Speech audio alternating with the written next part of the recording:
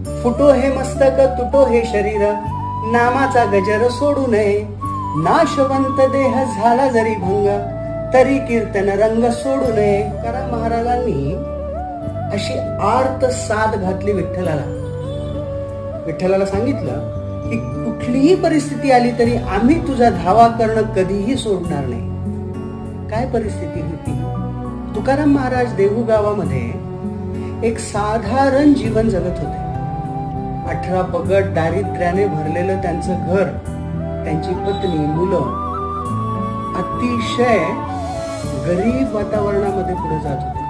एके दिवशी काही मावळे आले आणि त्या मावळ्यांनी तुकाराम महाराजांच्या बायकोला आणि मुलांना भरजरी वस्त्रे दिली, दागदागिने दिले. कधीही ऐश्वर्य न बघितलेली तुकारामाची बायको त्या संपत्तीने हरखून गेली.